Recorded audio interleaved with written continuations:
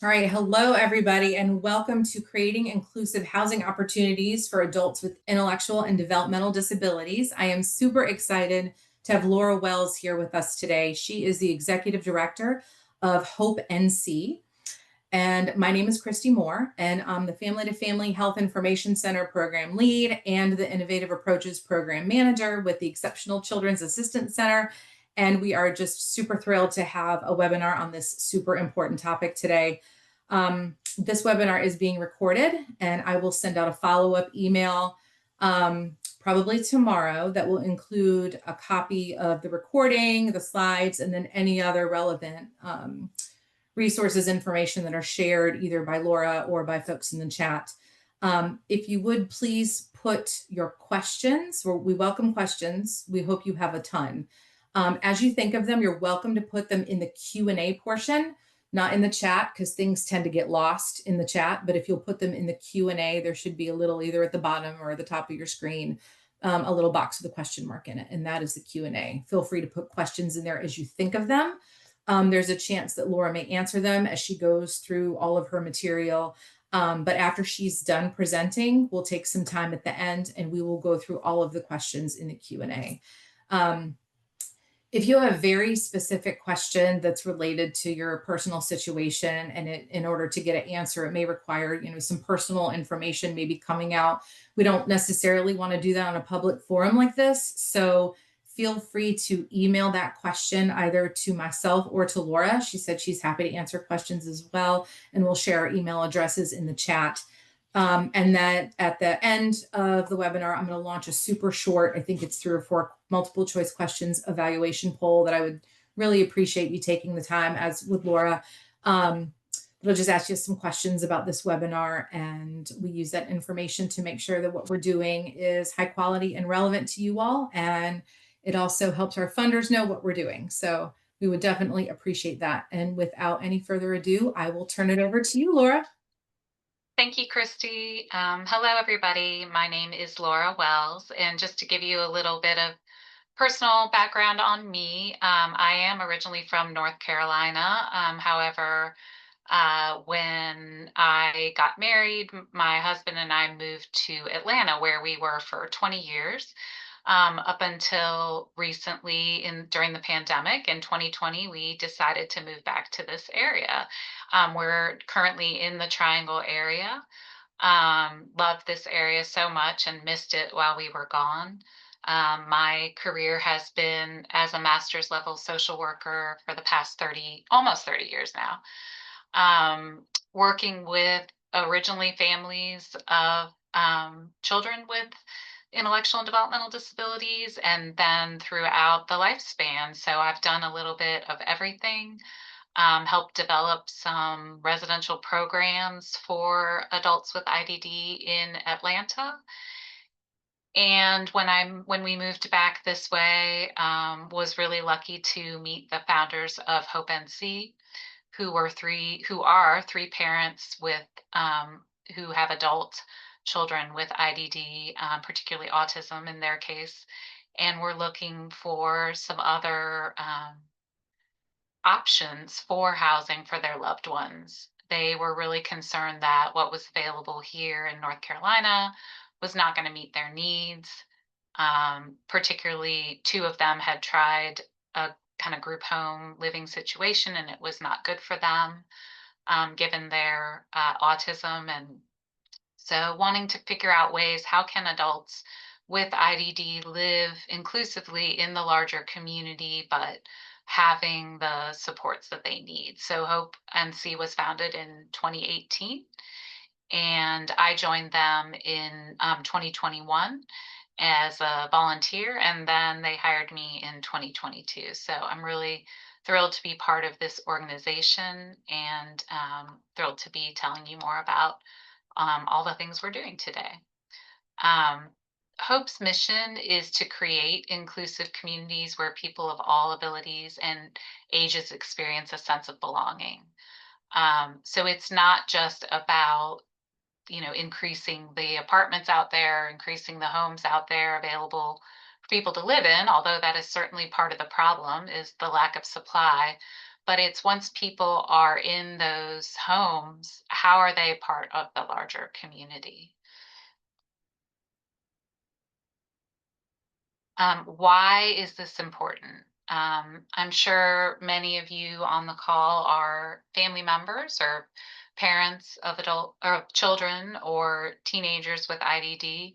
And as you see them grow and age, they want to live independently, just like their peers do, and still be part of their communities. So, when people think about a milestone in life, I'm sure many of us think about when we turned 18 or somewhere around there and we're ready to leave our family home. And that's no different for adolescents with IDD. Sometimes it takes a little longer for people with IDD to get there. Maybe there's some life skills that haven't been achieved yet, but it is something I hear over and over again from adults with IDD that they want to live on their own and have the ability to be out in the community and not necessarily living with their family for their whole life. Often, adults with IDD face the challenge of where they will go when they don't have family to live with. So even if someone is happy to stay with their family forever and ever. We all know that life gets in the way, and as we age, we are not always going to be able to take care of our loved ones. And that is scary for us, and it's scary for them. Knowing, they see us aging, they know as things are harder to do, and begin to understand that, their loved ones might not always be there for them. So we need to address it. We need to talk about it. And starting at a younger age is better because it's important for our loved ones to know that we're thinking about it, that we're not just kind of sticking our head in the sand and denying that this might happen someday and that we're, not providing for a plan for when it does. Also, we know that adults with disabilities suffer from social isolation and underemployment in their current living situations. If someone is living in a group home that's, in a particular part of the state, and it's hard for them to get anywhere because that group home is not accessible to employment opportunities, for example, it can become very socially isolating. If someone is living with a family member who, as they age, is having a harder time getting out and about, that can become very socially isolating. And so we want to create communities where people with disabilities have access to what they need and can get to it pretty easily from where they're living. Also, there are limited housing options for housing that aren't segregated, expensive, and inaccessible. I just mentioned the inaccessible part, meaning not able to get places very easily. It can also mean, mobility wise, but in this context, it really means more being able to get to the things you need to have a full life. And then when you hear about housing opportunities that are often being created by other groups, whether in this state or other states, we've done at Hope NC the first few years of the organization, the founders and as well as myself when I joined them, did a lot of meeting with other people across the country who were trying to do IDD housing, did a lot of research. And what we found was that of the 50 some communities that we talked to and visited, the majority, I'd say at least 80% of them were private pay. So that if you wanted your loved one to live in an inclusive community that they were creating, you had to be able to pay like $4,000 a month. And that's just not doable for a large majority of the population. And so Hope NC set out to be to figure out how can we do this in a way that's affordable for people who are even living just on SSI and nothing else, without having to tap into family money to pay the rent. So this is why our organization came into being and why we're doing what we're doing. So what is inclusive housing? The word inclusive can mean a lot of different things to a lot of different people. So, just to explain how we're using it in this context, inclusive housing means people with different abilities and different ages are intentionally included. So, we want the communities we're creating to mirror the rest of um, the population. We know that 1 in 5 people have a disability across the nation, all different types of disabilities. We know that you can have a disability at any age, can be children all the way up to, elderly. And so we really want communities that when we're looking at a community and deciding whether this could potentially be an inclusive community, we want only 20% of those homes or units to be for people with IDD. And the reason the 20% is, not a magic number per se, but just looking at that 1 in 5 in the general population, trying to make it so that there's not um, a stigma associated with that community, that it's like 100% of the people that live there are all people with disabilities, and also looking at how we're designing communities in such a way that people with and without disabilities can interact with each other and develop those relationships that become important natural supports and neighborly relationships. And part of that is how the community is designed. So the homes are ideally designed to increase interaction and connections. We don't want each home, like a single family home, to be separate up on a hill away from all the others. We want the homes to face each other if possible, to be near each other, for there to be walkable spaces around the homes so that people see each other on a daily basis. One of the Hope NC founders, she bought a condo for her son when he was about 35.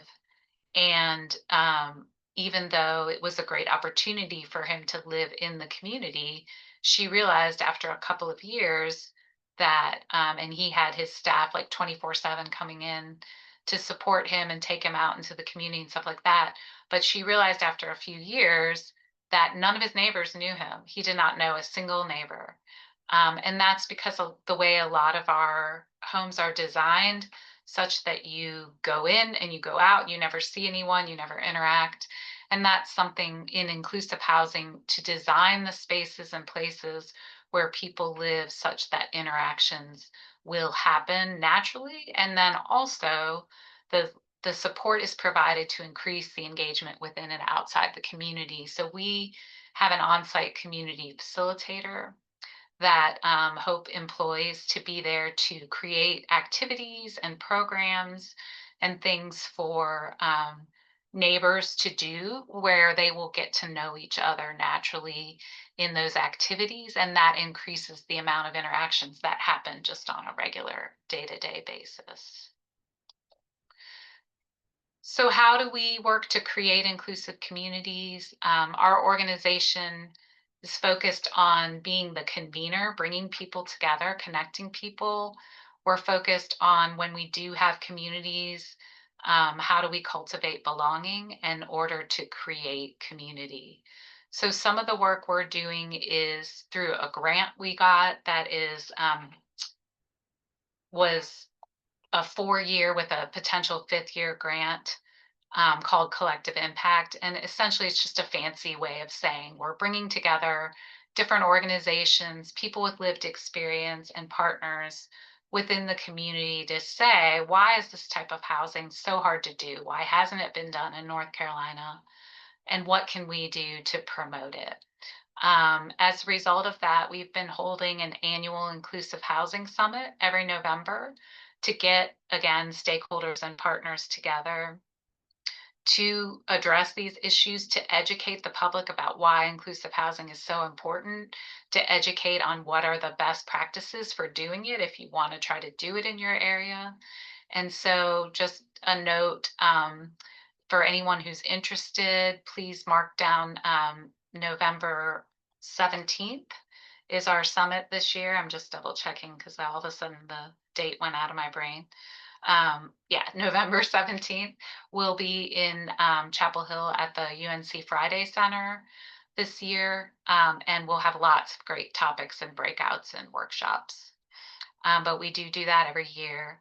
And then the other way that we connect people is by partnering with housing developers that are working in the state of North Carolina to create housing anyway, and to getting them to think about how their particular housing can support people with IDD in communities like this. Um, as far as cultivating belonging, on the next slide, we'll talk about the community facilitator role. That's the role I mentioned that is on site at any housing that we develop to make sure that people are interacting and fully part of their communities. We also do some monthly self advocate programs where our self advocate coordinator will host different webinars on topics that can help people live more independently. And we do monthly social events right now on the third Saturday of every month to bring people with and without disabilities together, again, to increase those neighborly interactions and to build support around any housing communities that we develop. And the educating the public we talked about already. Um, in terms of the communities that we have two right now, North Street and Grosvenor Gardens, and we're looking at expanding statewide and building a community from the ground up. So what is the community facilitator role? Essentially, the role has multiple um, job parts to it. And these are the three kind of areas that I like to put the job responsibilities into. One is engage, and that is developing opportunities for neighbors of all ages and abilities to be together and develop friendship. So, again, those programs, those activities, it might be yoga, it might be a book club, it might be a walk from the housing community to a nearby restaurant. It can be bringing in people from the outside to host things that are their particular interest or expertise. Anything that offers an opportunity for neighbors of all abilities to get together and develop relationships.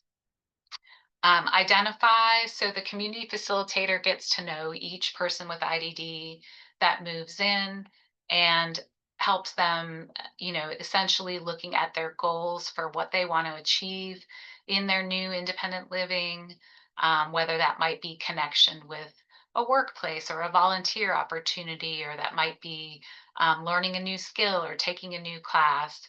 It also helps for the community facilitator to be on site to notice if there are any gaps in services or supports that the person needs, to be able to connect them with those resources.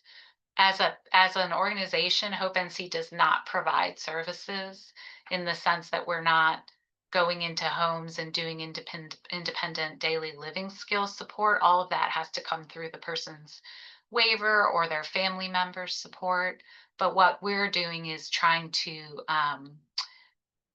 connect all the people in the person's life to make it easy for them to be successful in their independent living situation. We know that for a lot of people, just trying to figure out who does what, what's the case manager for, what's the service provider for, who's the housing provider, all those things can be very daunting. So the community facilitator can take the role of being the liaison and helping the person support the person and knowing who to go to when. And then the third area, the connecting, is connecting neighbors to each other, but also connecting adults with IDD who move into new housing to the larger area around them. So beyond just the neighbors who live in the housing where they're living, also the city, the town, the county, wherever they might live, connecting them to the resources that are available in that area.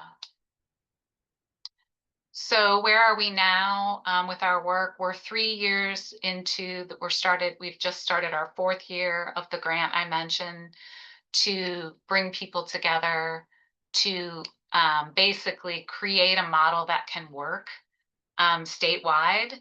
We launched our community facilitator program in early 2024, and raised over $1 million in the past 4 years to support this work. So we're seeing the trend in looking at options for housing happen at the state level. DHHS has been involved in our grant work, as well as the LME MCO here in the Triangle area. So our third year was very successful in developing the model. We're looking at putting that model into a format that is usable for anybody who wants to create inclusive housing.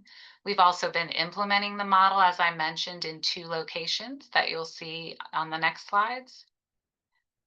We're doing policy advocacy work, which is pushing the state, the General Assembly, as well as state government to look at the policies that are in place and how they actually prevent this type of housing from existing. Looking at ways that we can change policies, looking at ways that the state might fund things differently so this type of housing can happen for more people. I mentioned the summit coming up. We also have developed a North Carolina Inclusive Housing Coalition. This is for groups across the state. We do have groups from coast to coast who are interested in increasing the housing options for people with IDD. And so we gather together every other month on Zoom to share resources, to work together to make changes that are going to make a difference statewide. So that's been a really great group to be a part of and to try to make some difference statewide. And we also, as a result of our policy and advocacy work, we had, as part of a omnibus bill that was in the North Carolina General Assembly, that was put forward by Representative Hawkins. He's from Durham County. We were able to give input from our collective impact work about what should be in there related to housing. And even though it wasn't passed, we're very excited that for 2 years in a row, we had a part in the bill to say that we need more funding for this type of housing. So we're planting the seeds for the future when there might be actual funding for this.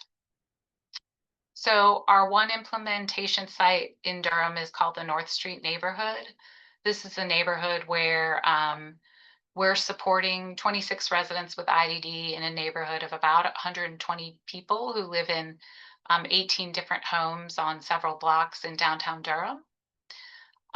This was an intentional community that was started about 12 years ago, but over the years, the neighborhood network realized that adults with IDD who had been thriving there, some of them were starting to fall through the cracks, especially if they didn't have family members nearby to kind of pick up, managing their day-to-day life. And so we formed a partnership with them and got a grant to put a community facilitator on site there at the beginning of 2024, and got also a grant to evaluate the impact of the difference between having the community facilitator there and not having the community facilitator there. And that was if you're interested, the full evaluation report is on our website under impact. But just to summarize, there were like 11 different markers that we looked at. And of those, every marker showed a 20% increase in from start to finish. So you can see on this slide, one measure that we looked at was change in social interaction. And everybody increased their level of positive interactions, decreased their negative interactions, and increased their socializing. 1 second, I'm going to turn on my fan. Okay, sorry about getting hot in here. We also got a new grant for community access funding for this particular project and our other project, which is from a foundation that wanted to be sure that people had the resources they needed to get out and about in the community. And so they provided a grant to where For example, some of our folks living in the community would like to join the YMCA, but even with the discounted YMCA membership, could not afford the $40 a month or whatever it was discounted to do so. So this particular grant allows us to support folks in classes, memberships, things like that. So we're really excited that that just started in June of this year. Our other community right now is in downtown Raleigh. It's called Grosvenor Gardens. We have 10, it's a partnership between Alliance Health, the LMEMCO in the Triangle, and CASA, who's an affordable housing developer. And the CASA set aside 10 units for adults with IDD, and we hired a community facilitator to be on site to support them. Four residents have moved into their apartments, and we have four more that are approved that we're hoping will be moving in the next month. And then the final two are kind of a little further away in the application process, but are working on it. So Karen, our community facilitator in this community, has started up some weekly and monthly programs. And we also raised some money to build a pavilion that will be like where you see the temporary tent on this slide. There will be an outdoor permanent pavilion that we're having built so that there's more gathering spaces for neighbors to meet just on a, as needed basis randomly, as well as when we have community events. So where we're headed. So as I mentioned, we've been working on the last year defining the model. Exactly what is it that makes someone successful in living in inclusive housing? And now the next year, we're going to spend time looking at how we replicate it, expand it, and then sustain it. One way we're going to replicate it is we have a new agreement with Habitat for Humanity of Orange County to purchase 10 of their duplexes in a mixed income neighborhood called Weaver's Grove in Chapel Hill. And we will then turn around and rent those to adults with IDD. So this is our first time doing anything like this. So it's a new expansion. And we also applied for supportive housing funding through the state for this and just got approval for that, which is 60% of the cost of acquiring the units. However, we still do need to close the funding gap for the other 40%, which we're working on right now. And as you can see in these photos, construction just started. So it's very exciting for us to see the dirt being turned for the future Hope houses. And then in the picture on the right is what it'll look like when the Hope houses are finished. They'll be facing the quad alongside some of these other duplexes. So that's kind of a picture of how it will look. As far as working to sustain the community facilitator role, we're hoping that it's possible to get it to be approved as a Medicaid funded service. But that's something we're looking into this year, as well as other sustainable funding resources for that. That's Karen in this picture with the flowers. One of the residents at Grosvenor Gardens gave her at one of the community events we were holding there. One other thing we've done as part of our grant work is trying to make it easier for people to find information about housing in North Carolina for adults with IDD. So we collected as many resources and information as we could find to put together into a housing toolkit. And this screenshot shows where you can find it on our website. If you go to hopenorthcarolina.org, North Carolina is all spelled out, as you see on the slide, and you go over to Providing Hope and scroll down to IDD Housing Toolkit, it will take you there. And then I also put on the screen share Work Together NC has a website, and they're really working hard for transition aged youth to gather everything in one place, and that includes housing. So we've worked with them to make sure they have all the information we have in terms of like what projects are out there trying to start housing. And so if you go to their website and under search services, if you put in housing, you can filter by statewide or by your county or any, and it will pull up any projects in the area that are potentially working on housing. So I'm going to stop share for a minute so I can share our website, maybe.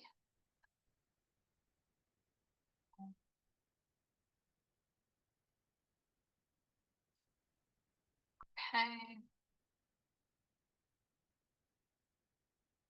Okay. So this is when you go to that our initiatives, the IDD housing toolkit, and click on it. This is what comes up.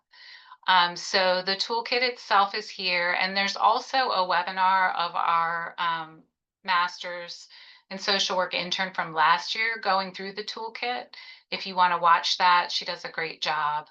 And then one other resource down here, a lot of times I get asked by families, how do I know if my loved one is ready to live on their own? And having a life skills checklist or um, like this one is really well done, can be helpful for you to just go through with your loved one to kind of see, okay, these are some areas we need to work on in the next few years before we consider housing. So I'm just going to click on the toolkit. It'll come up as a PDF file. And this PDF file does have live links in it. So what's helpful is you might not be interested in, you might not be ready yet for looking at rent and things like that. You might be just, still thinking about independent living skills. So you can click on any of these hyperlinks here, and it'll take you directly to that section. So for example, this um, section has a lot of other life skills assessments that may be helpful for you as you're thinking about, whether you're ready or your loved one is ready, and just gives a good overview of some things that you might need to think about before your loved one can live on their own. And then going back up to the um, table of contents, you can click through any of these, or just you can also just scroll down through the PDF like this. But searching for affordable housing is, as I mentioned at the start, just the lack of it is really challenging. So we tried to pull together some places where you can see what affordable housing is out there, not related to people with IDD, but just in general. And then some of these are more specific to IDD, like the ARC of North Carolina provides housing, and that is IDD specific. But like CASA is just an affordable housing provider in general. But as I mentioned, they do have a project with us, so they do support people with IDD in different communities that they um, operate. So they're a good organization if you're looking just to find an affordable apartment for your loved one. They're a good organization to look at. Um, this resource, as I mentioned, Work Together NC, is a very helpful one. If you haven't checked out their website yet, they have a great resource and service library where you can find a ton of things, not just related to housing, but transportation, employment, life skills, toolkits, everything you can think of. And this just explains, as I mentioned, how you can go to their Find Resources tab. And then once you're on the website over here, this is that screenshot I showed you, where you can put in, if you wanted to put in transportation, I could type it'll pull up the things they have related to transportation. And then also the nice thing, it can be by audience, like what families might want to know about transportation versus a service provider. And then also if you wanted to print something, you can get it as a PDF. But as for this webinar, as I mentioned, you can put in housing.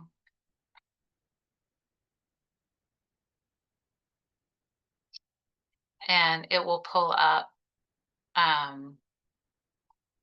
lots of great things, so many great resources. Some of them are webinars, some of them are PDFs, some of them are websites. It's a great resource for you there.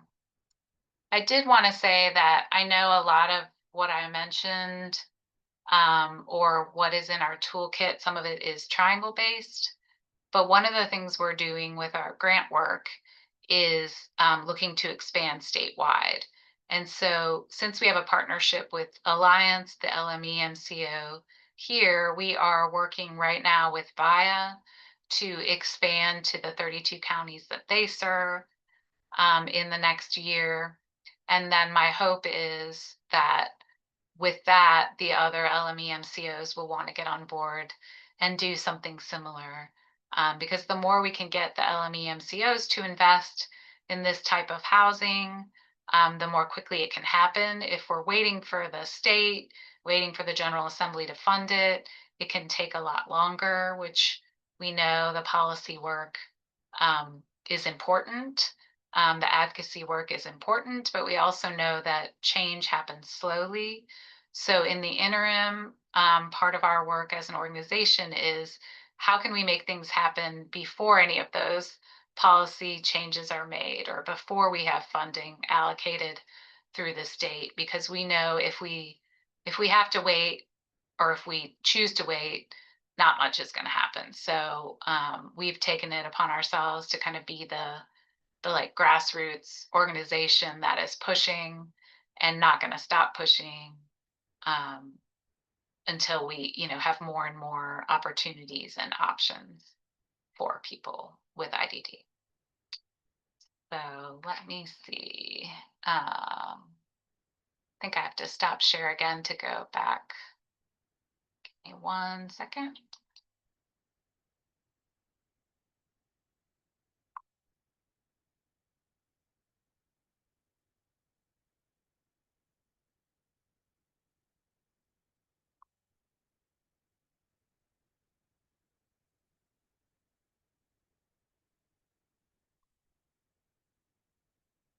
Okay.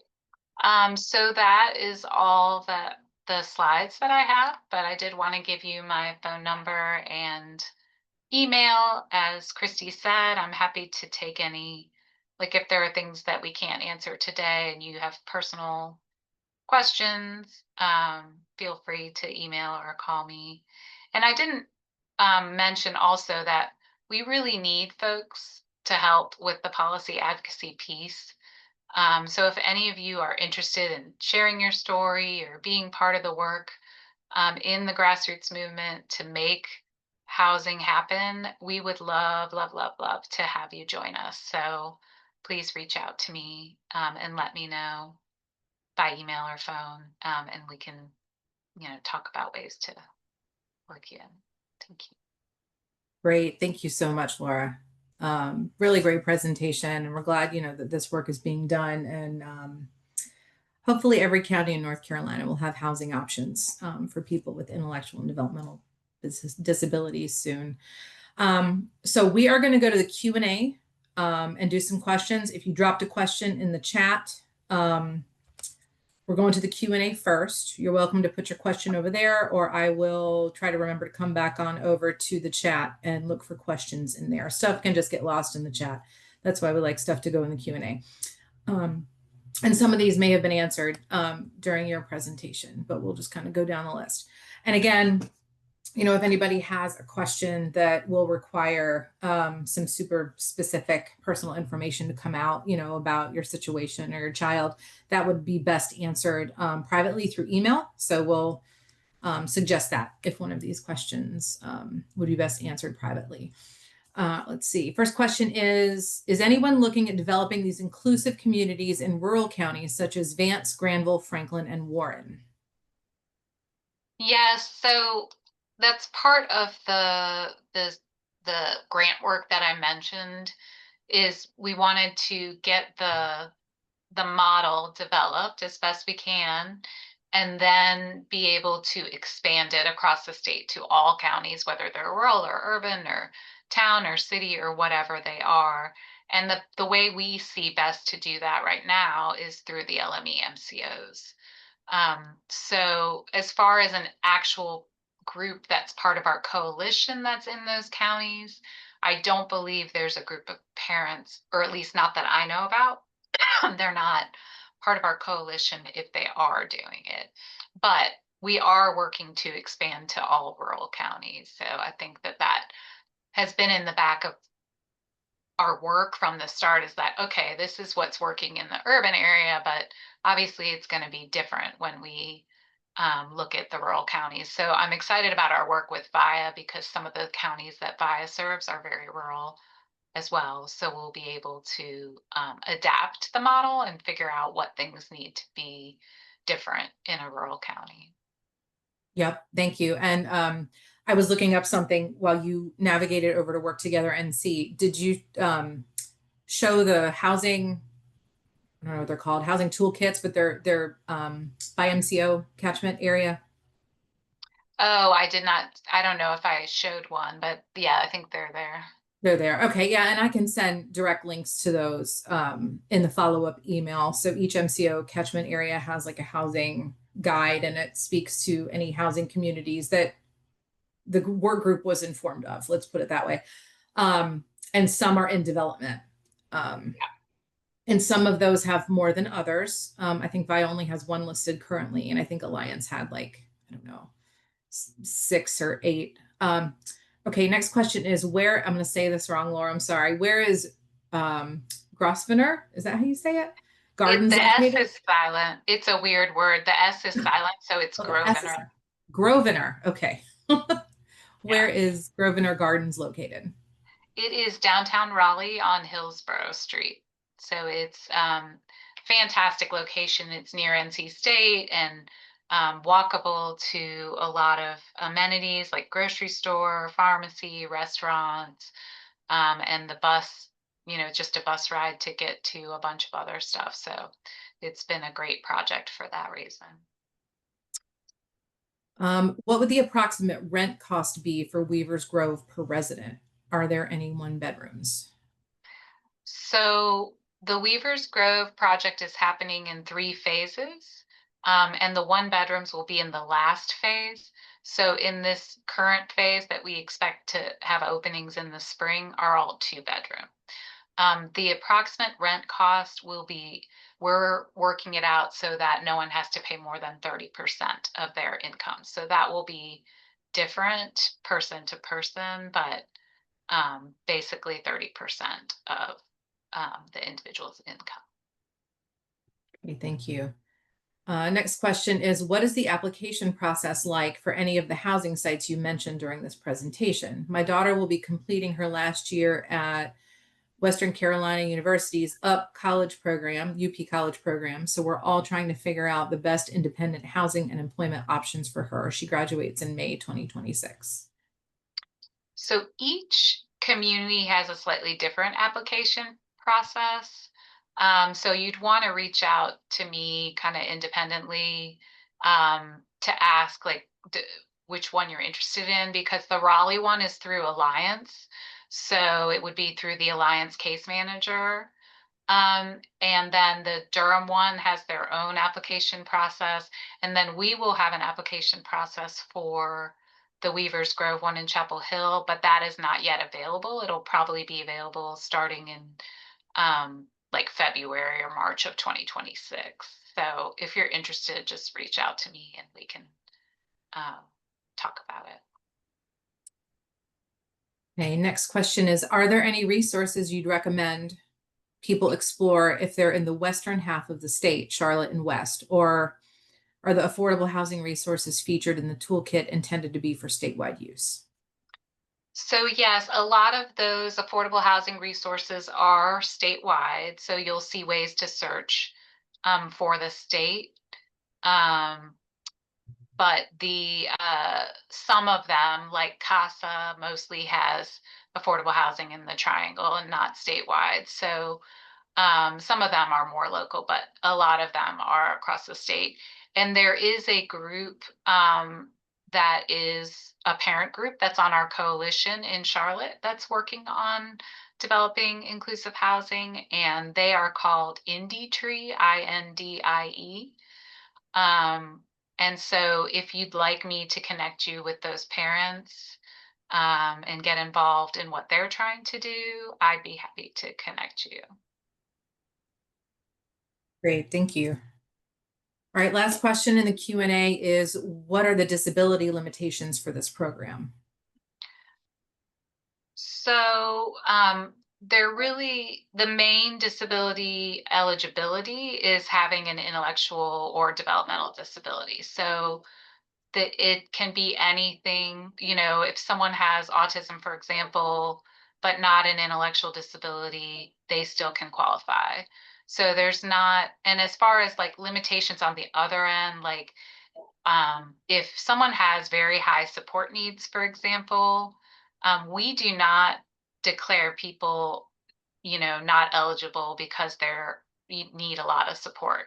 However, we do let families know that, as I mentioned in the presentation, that we're not providing daily living skills support. So someone who's living in a Hope NC community needs to have, if they need that support, they need to have that provided through their waiver funding or family funding.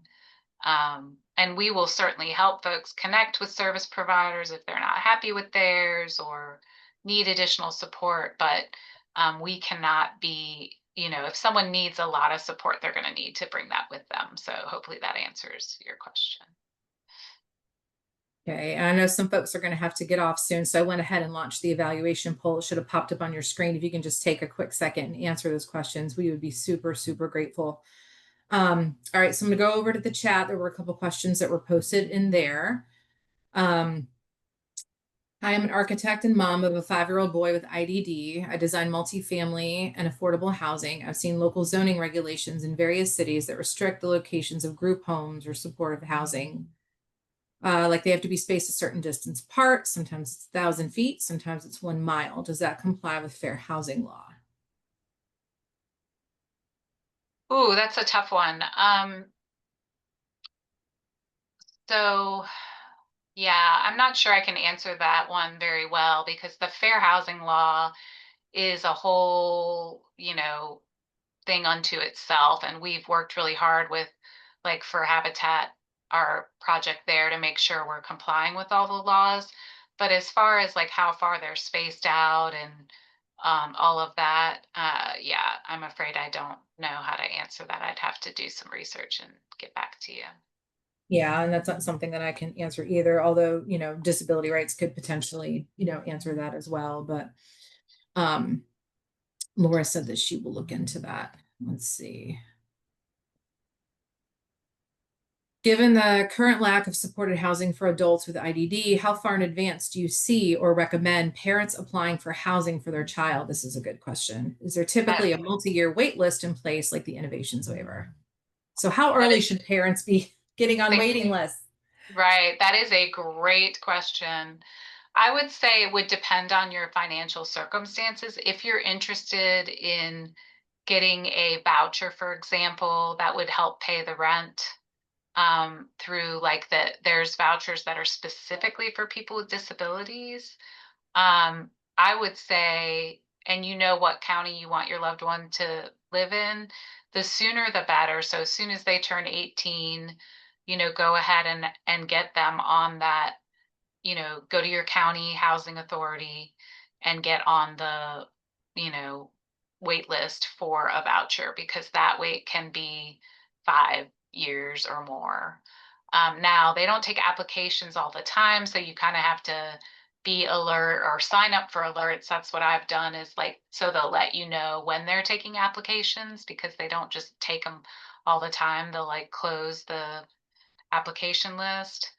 Um, so definitely it's not as bad as the innovations waiver where it's like a 15-year wait list, but it can be some years. So if you're needing rent assistance, go ahead and do that.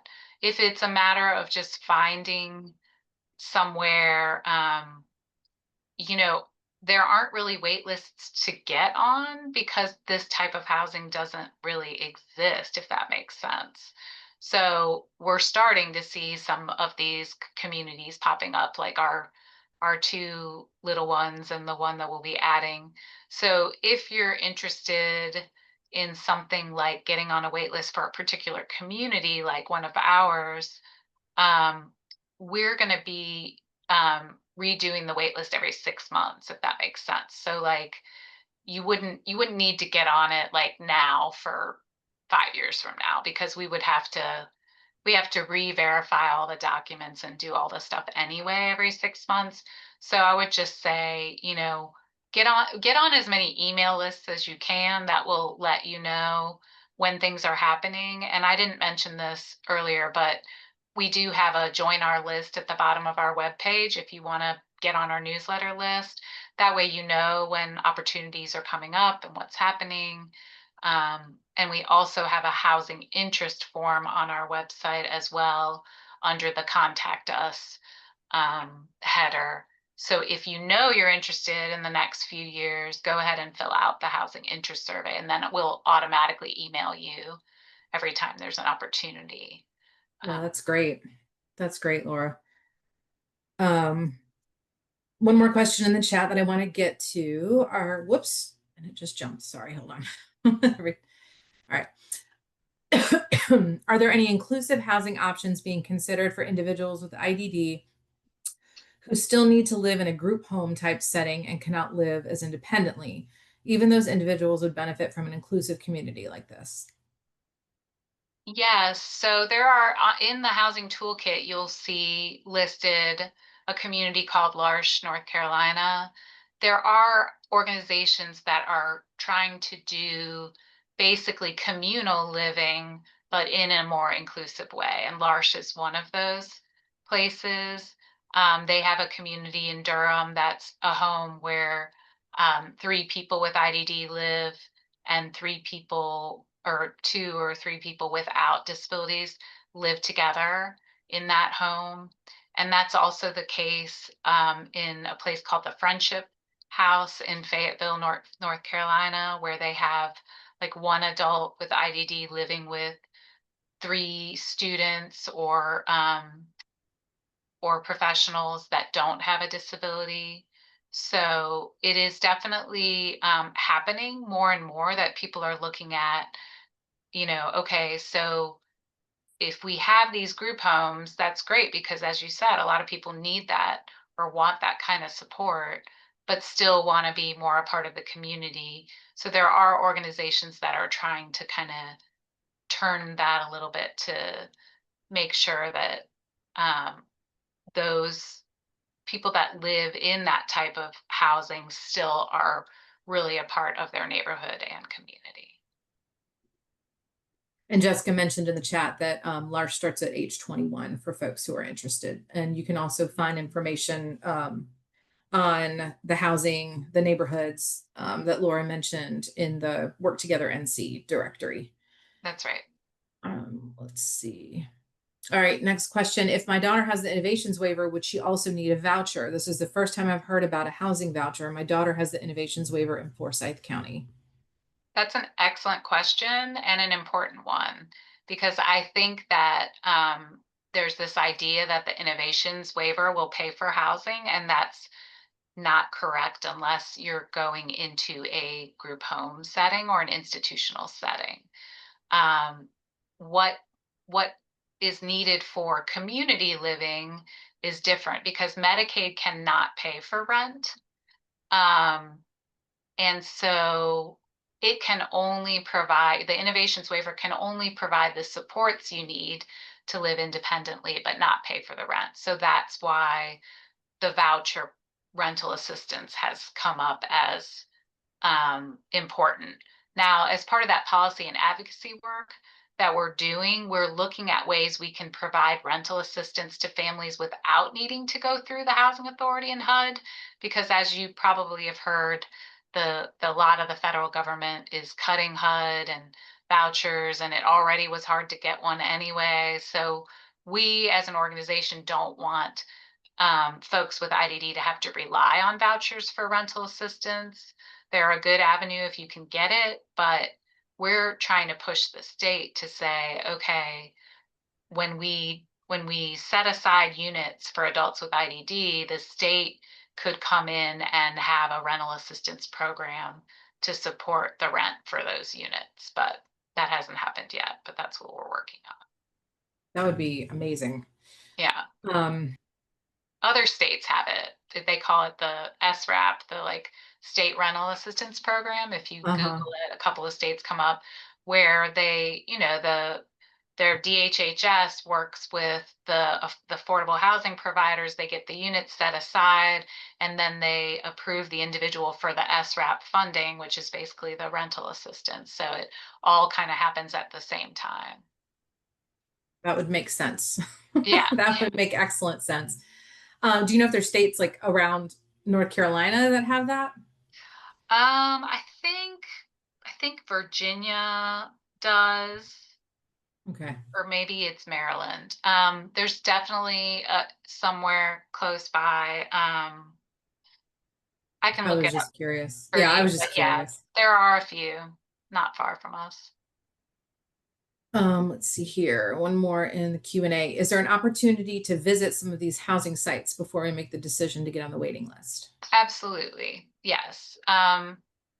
So depending on whether it's one that we're doing or one that's on the coalition, I think everybody would say yes. And for us, just reach out and contact me, and I can put you in touch with the person who does the tours at whichever location. There's nothing to tour right now at Weaver's Grove, but anybody can drive over there and drive through the community and see it.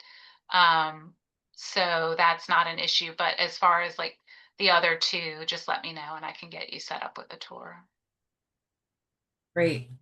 Excellent. Okay, well, if anybody has any other questions, plop them in the Q&A. We'll wait another 30 seconds or so to see if anybody asks another question. Otherwise, I just want to thank you so much. This was so incredibly helpful. We're going to hold this webinar again tomorrow night at 7. So if you know of anybody that would benefit from hearing this information live and being able to ask Laura questions, please share it. Let folks know. Registration is still up on our website for tomorrow night. We will also be offering Spanish interpretation for tomorrow's webinar. And I think questions are done. So with that, Thank you for Laura, having me. Yeah, yeah, thank just you. want to thank you so much. And I look forward to doing it again tomorrow evening. Excellent. I'll see you then. Thank you. Thank you, everyone. Have a great day.